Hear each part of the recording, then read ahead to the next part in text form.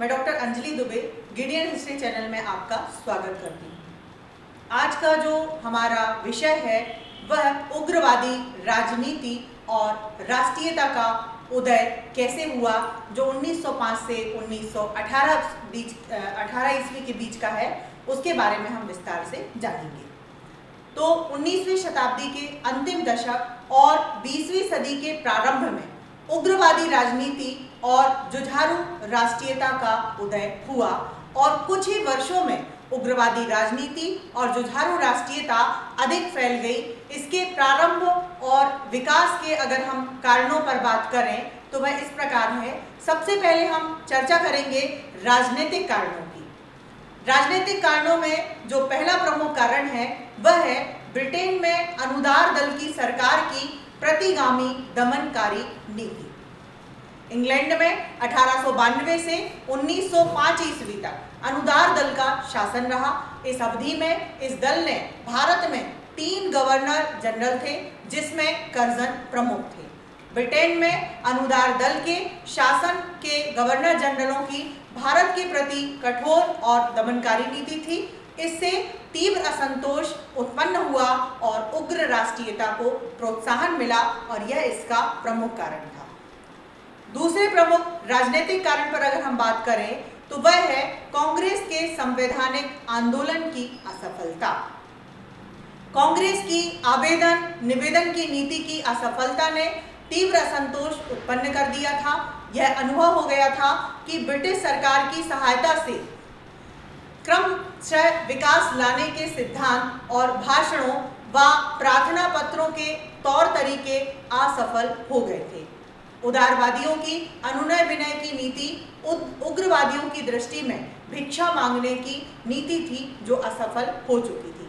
कांग्रेस के तौर तरीकों से ना तो अंग्रेज सरकार की साम्राज्यवादी नीतियों में कोई परिवर्तन आया और ना अंग्रेजों की प्रजातीय विभेद की नीति ही कम हुई। इससे उग्रवादियों के लिए मार्ग प्रशस्त हुआ और यह भी इसका प्रमुख कारण बना। तीसरा जो प्रमुख राजनीतिक कारण है वह है संवैधानिक सुधार से असंतोष। 1892 ईस्वी के ईस्ट इंडिया काउंसिल एक्ट अधिनियम के द्वारा जो संवैधानिक सुधार किए गए थे वे अपर्याप्त और निराशाजनक थे। केंद्रीय तथा प्रांतीय विधानसभाओं में भारतीय सदस्यों की संख्या तो बढ़ा दी गई, पर सरकारी सदस्यों का ही बहुमत उसमें रखा गया। इससे कांग्रेस के उग्र युवक नेता अधीर हो गए और उन्होंने अंग्रेजों के प्रति उग्र नीति अपनाने पर बल दिया। चौथा जो राजनीतिक कारण है वह है दुर्भिक्ष और महामारी की राजनीतिक प्रतिक्रिया। 1896-97 ईस्वी में बंबई प्रांत महाराष्ट्र में प्लेग का भीषण प्रकोप हुआ और 1899 से 901 ईस्वी के मध्य 2 बार भीषण अकाल हुए। इस प्लेग महामारी और दुर्भिक्ष के समय राहत कार्यों में अंग्रेज अधिकारियों का औपचारिक दृष्टिकोण अगर हम देखें तो वह अत्यंत ही अमानवीय, कठोर और अव्यवहारिक था। सरकारी राहत कार्य अत्यंत ही थोड़े और धीरे धीरे होते थे। इसके लिए व्यवस्था भी समुचित और पर्याप्त नहीं थी। इस प्लेग महामारी और दुर्भिक्ष के दौरान अंग्रेज सरकार प्रायः उदासीन रही। देश में गंभीर संकट पैदा हो गया और लाखों लोग मारे गए थे। प्लेग के प्रकोप की रोकथाम के लिए अंग्रेज अधिकारियों ने भारतीय जीवन प्रणाली की कटु आलोचना की और लोगों को बलपूर्वक निवास गृहों से निकाल करके बाहर फेंका। प्लेग के समय ब्रिटिश सैनिकों के इस अवांछनीय और अनावश्यक हस्तक्षेप के विरोध में अंग्रेज अधिकारी रेंट्स की हत्या भी कर दी गई थी। इस हत्या के संबंध में चाफेकर बंधुओं को फांसी और तिलक को देश निष्कासन और कठोर कारावास का दंड दिया गया। अन्य समाचार पत्रों के संपादकों को भी जेल की लंबी सजाएं दी गई थी। इससे भारतीयों में प्रतिशोध की भावना फैली। इसी बीच अंग्रेज सरकार के विरुद्ध असंतोष की भावनाएं उभारने के कार्य को 1898 ईस्वी में एक कानून बना करके अपराध घोषित कर दिया गया। इससे तीव्र असंतोष फैला और उग्रवादियों ने इसका लाभ उठाया। पांचवा जो राजनीतिक कारण है वह है अंग्रेज सरकार की दमन और अत्याचार की नीति और तीव्र रोष का होना। अंग्रेज शासन में भारतीयों के प्रति अपमानजनक व्यवहार, मारपीट, हत्या, स्त्री अपहरण, दमन, अत्याचार आदि अगर हम देखें तो वह निरंतर होते रहे। तत्कालीन अंग्रेज गवर्नर जनरल के अधीन अधिनियमों में अंग्रेज प्रजातीय श्रेष्ठता की भावना झलकती थी। कर्जन का 7 वर्ष का शासन शिष्टमंडलों, भूलों और आयोगों के लिए प्रसिद्ध था। भारतीय मानस पर इसकी तीव्र प्रतिक्रिया हुई। देश में दुर्भिक्ष और महामारी का भी भीषण प्रकोप था और लाखों लोग मौत के कुएं में जा रहे थे। तब तत्कालीन गवर्नर जनरल लॉर्ड कर्जन ने दिल्ली में विशाल दरबार कर भारतीय धन का अपव्यय भी किया। इससे भारतीय क्षुब्ध हो गए। कर्जन ने Calcutta corporation act, Indian official secret act और इंडियन यूनिवर्सिटी एक्ट पारित कर राजनीतिक वातावरण को उद्वेलित कर दिया था। उसने भारतीयों को प्रशासन के लिए अयोग्य बतला दिया और राष्ट्रवादियों ने इंडिया यूनिवर्सिटी एक्ट 1904 को भारतीय विश्वविद्यालयों को कठोर सरकार नियंत्रण में लाने तथा उच्च शिक्षा के विकास को रोकने के प्रयास के रूप में देखा। कर्जन की प्रशासकीय नीतियों का परिणाम भीषण रूप से विस्फोटक हुआ। कर्जन द्वारा उच्च शिक्षा पर सरकारी नियंत्रण स्थापित करने, बंगाल में कलकत्ता कॉर्पोरेशन पर अंग्रेज सरकार का प्रभाव बढ़ाने, दिल्ली दरबार पर असीम व्यय करने और बंगाल के विभाजन ने अंग्रेज सरकार की ईमानदारी और न्यायप्रियता के प्रति शिक्षित वर्ग की निष्ठा और विश्वास को समाप्त कर दिया था। नरमपंथी नेता गोखले भी ऐसी स्थिति के विषय में उन्होंने कहा कि अंग्रेज अफसरशाही स्पष्ट रूप से स्वार्थी है तथा राष्ट्रीय आकांक्षाओं की खुलेआम विरोधी बनती जा रही है। कर्जन ने कांग्रेस विरोधी रुख ने लोगों को यह अधिकाधिक विश्वास दिला दिया था कि जब तक भारत पर अंग्रेजों का शासन है तब तक किसी राजनीतिक और आर्थिक प्रगति की आशा करना बिल्कुल व्यर्थ है। अब हम बात करेंगे आर्थिक कारणों की। तो आर्थिक कारणों में जो सबसे प्रमुख कारण है वह है पहला, अंग्रेज सरकार की दूषित आर्थिक नीति और भारत का शोषण। इस समय अंग्रेजों की आर्थिक नीति का उद्देश्य इंग्लैंड के उद्योग व्यवसायों को लाभ पहुंचाना था। इंग्लैंड के सूती उद्योग के हित में भारत में आयात होने वाले अंग्रेजी सूती वस्त्रों पर आयात कर कम कर दिया गया और भारत के सूती मिलों में तैयार होने वाले माल पर 3% उत्पादन कर लगा दिया। इससे भारत के सूती वस्त्र उद्योग को गहरा आघात भी पहुंचा। इसके अतिरिक्त भारत से विविध प्रकार का कच्चा माल इंग्लैंड में भेजा जाने लगा और वहां से मशीनों के द्वारा तैयार माल भारत के बाजारों में बेचा जाने लगा। इससे भारतीय उद्योग व्यापार की अत्यधिक क्षति हुई और भारतीय पूंजीपतियों को भी गहरा आघात लगा। दूसरा जो कारण था उग्रवादियों के बढ़ने का वह था शिक्षित बेरोजगारी की वृद्धि। 19वीं सदी के अंत तक शिक्षित भारतीयों की संख्या खूब बढ़ गई थी। वे बड़ी संख्या में अंग्रेजी प्रशासन में बहुत कम वेतन पर काम कर रहे थे, जबकि उनमें से अनेकों को भीषण बेरोजगारी का सामना भी करना पड़ रहा था। प्रशासन में भेदभाव और पक्षपात की नीति के कारण ऊंचे वेतन वाले पदों पर अंग्रेज और यूरोपियंस ही नियुक्त होते थे और भारतीय उनसे पूरी तरह से वंचित रह जाते थे। अपनी आर्थिक दशा से मजबूर होकर के वे ब्रिटिश शासन के उन्मूलन के तौर तरीकों पर सोचने लगे और उग्रवादी विचारधारा के होने लगे। उग्रवादी विचारधारा के बढ़ने का तीसरा आर्थिक कारण अगर हम देखें तो वह है विध्वंसकारी दुर्भिक्ष और महामारी। 1896 और 1900 में जो देशव्यापी भीषण दुर्भिक्ष हुए, प्लेग तथा महामारी के जो प्रकोप हुए, उनके प्रति अंग्रेज सरकार ने उपेक्षा की नीति अपनाई थी। इससे लगभग 90 लाख व्यक्तियों की जानें भी चली नहीं थी। चौथा जो कारण है वह है आर्थिक विकास की उपेक्षा। भारतीयों को पूंजी संचय के अवसर ही उपलब्ध नहीं थे। अनेक प्रभावशाली व्यापारिक प्रतिष्ठान भी अंग्रेजों के नियंत्रण में थे। पटसन उद्योग अंग्रेजों के निर्देशन और नियंत्रण में था। वस्त्र उद्योग भारतीयों के नियंत्रण में अवश्य था, परंतु उसके विकास के मार्ग में अंग्रेजों ने आयात समाप्त करके विविध व्यवधान और समस्याएं भी उत्पन्न कर दी थी। इस प्रकार अंग्रेज सरकार भारत के उद्योग व्यवसायों को सहायता देकर प्रोत्साहित करने की अपेक्षा वह उनके प्रति उदासीन थी। सरकार की दूषित आर्थिक नीतियों ने यह स्पष्ट कर दिया था कि भारत की आर्थिक स्थिति को सुधारने में उपेक्षा और अनदेखा व्यवहार वह कर रही है। इसके बाद हम सामाजिक कारणों पर अगर बात करें तो पहला सामाजिक कारण है वह है सामाजिक व सांस्कृतिक प्रगति का अवरुद्ध होना। सांस्कृतिक और सामाजिक क्षेत्र में ब्रिटिश शासन प्रगतिशील होने की अपेक्षा व्यवधान उत्पन्न करने वाला रहा। रचनात्मक साहित्य के निर्माण तथा समाज के पिछड़ेपन को दूर करने के लिए कोई भी प्रयास नहीं किए गए थे।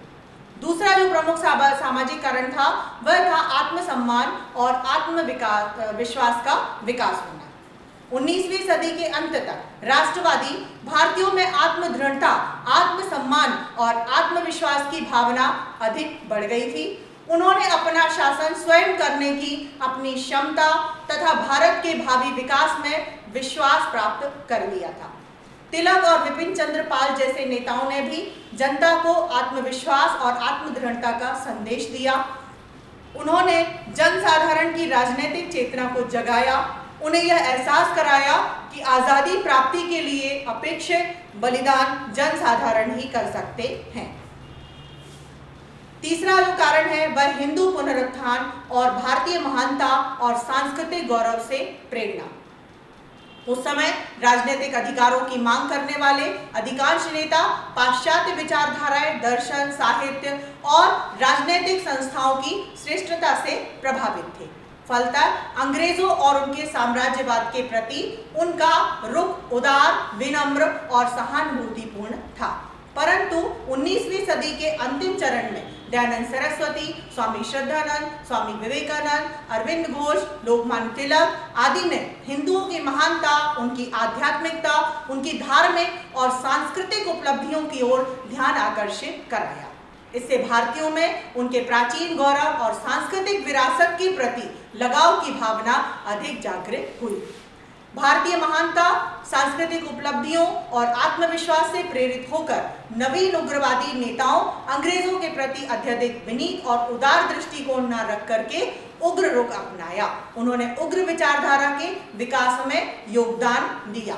उग्रवादियों ने बढ़ते हुए पश्चिमीकरण के विरुद्ध तीव्र प्रतिक्रिया व्यक्त की। उनकी भावनात्मक और बौद्धिक प्रेरणा का स्रोत भारत था और उन्होंने भारतीय इतिहास के वीरों की गाथाओं से प्रेरणा ली। चौथा जो सामाजिक कारण है वह शिक्षित भारतीय राष्ट्रवादी भी है। पाश्चात्य साहित्य और शिक्षा के प्रचार से शिक्षित भारतीयों की संख्या में वृद्धि होने के साथ साथ जनतंत्र की भावना का भी अत्यधिक विकास हुआ। उन्होंने आधुनिक राजनीतिक चिंतन से प्रभावित होकर के जुझारू राष्ट्रवाद का प्रचार किया। इस जुझारू राष्ट्रवाद को बंगाल में राजनारायण बोस और अश्विनी कुमार दत्त और बाद में विपिन चंद्र पाल व अरविंद कुमार घोष ने महाराष्ट्र में विष्णु शास्त्री, चिपलूणकर और बाल गंगाधर तिलक व पंजाब में लाला लाजपत राय ने बहुत ज्यादा प्रोत्साहित किया था। तिलक द्वारा प्रारंभ किए गए शिवाजी जन्मोत्सव और गणपति समारोह ने इस जुझारू राष्ट्रवाद के प्रचार में सहयोग दिया। गीतों, भाषणों, लेखों और समारोहों तथा राजनीतिक कार्यों के द्वारा भारतीयों को आजादी के संघर्ष के लिए अधिक दिलेर, आत्मनिर्भर और निस्वार्थ योद्धा बनाना सिखलाया गया। उन्होंने हिंदू गौरव के पुनरुत्थान को विशेष स्थान दिया। इस नवीन जुझारू राष्ट्रवादी नेताओं ने स्पष्ट रूप से घोषणा की कि राष्ट्रीय आंदोलन का लक्ष्य स्वतंत्रता है। देश की राजनीतिक, सामाजिक, आर्थिक और सांस्कृतिक प्रगति के लिए स्वराज्य आवश्यक है और इसकी प्राप्ति के लिए महान बलिदान करने होंगे। अतः उन्होंने जनसाधारण के बीच कारगर राजनीतिक कार्य तथा जनता द्वारा अंग्रेज शासन के विरुद्ध सीधी राजनीतिक कार्यवाही करने पर बल दिया। पांचवा जो कारण है वह प्रशिक्षित नेतृत्व से संबंधित है। 20वीं सदी के प्रारंभ होने तक ऐसे योग्य, समर्थ, निस्वार्थी और प्रशिक्षित नेताओं की पीढ़ी आई जिन्होंने विगत काल में अनेक राजनीतिक आंदोलनों का मार्गदर्शन किया, राजनीतिक संघर्षों का नेतृत्व किया, इससे बहुमूल्य अनुभव भी प्राप्त किए। ऐसे प्रशिक्षित कुशल नेताओं और उनके सहयोगी राजनीतिक कार्यकर्ताओं ने भारतीय राष्ट्रवाद और संघर्ष को उच्चतम उग्र स्तर पर ले जाने का सफल प्रयास किया था। हम बात करेंगे अंतरराष्ट्रीय परिस्थितियों और घटनाओं का क्या प्रभाव था उग्रवाद को बढ़ाने में। तो अंतरराष्ट्रीय परिस्थितियों ने जुझारू राष्ट्रवाद के और उग्रवादी विचारधारा के प्रसार में बड़ा योगदान दिया था। 1868 ईस्वी के बाद जापान का उदय, उनके श्रेष्ठ औद्योगिक विकास, प्रबल सैन्य शक्ति और आधुनिक प्रशासन तथा रूस पर उनकी विजय ने भारतीयों को यह स्पष्ट कर दिया कि पिछड़ा हुआ एशियाई देश पश्चिमी नियंत्रण और मार्गदर्शन के बिना विकसित नहीं हो सकता, अपितु शक्तिशाली पाश्चात्य देश को भी परास्त कर सकता है। 1896 में इटली की सेना पर इथोपिया की विजय और रूस पर जापान की विजय ने पूरे यूरोप की श्रेष्ठता और पश्चिम की सर्वोच्चता की भावना को समाप्त कर दिया। दक्षिणी अफ्रीका में भारतीयों की हीन दशा के विरुद्ध गांधी जी के सफल आंदोलन ने, इथोपिया और जापान की विजयों ने, आयरलैंड, मिस्र, तुर्की और चीन के क्रांतिकारी व संवैधानिक आंदोलनों ने तथा दक्षिणी अफ्रीका के बोअर युद्धों ने भारतीयों की यह धारणा दृढ़ कर दी कि अपनी मुक्ति के लिए एकजुट होकर त्याग और बलिदान करने वाला राष्ट्र सशक्त क्रूर शासकों को भी चुनौती देकर के पछाड़ सकता है। उपरोक्त कारणों से उग्र राष्ट्रवादियों ने और उग्रवादियों का उदय और विकास हुआ।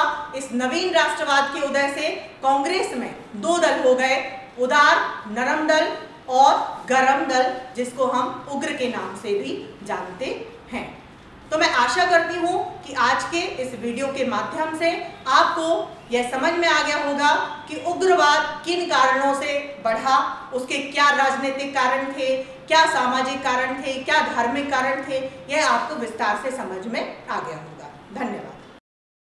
आज का वीडियो जिन संदर्भ ग्रंथों पर आधारित है वे आपकी स्क्रीन पर हैं, आप उन्हें देख सकते हैं और इनका अध्ययन कर सकते हैं। यदि आपको ये वीडियो अच्छा लगा और भविष्य में आप भारतीय एवं विश्व इतिहास को क्रमबद्ध रूप से जानना चाहते हैं तो आप इस चैनल को लाइक करें और सब्सक्राइब का बटन दबाएं। आपके सुझाव सदैव आमंत्रित रहेंगे। साथियों, इस चैनल का उद्देश्य किसी भी रूप में व्यवसाय बिल्कुल भी नहीं है। इस चैनल के द्वारा संपूर्ण इतिहास का ज्ञान पूर्णतः निःशुल्क प्रस्तुत किया जाएगा। धन्यवाद।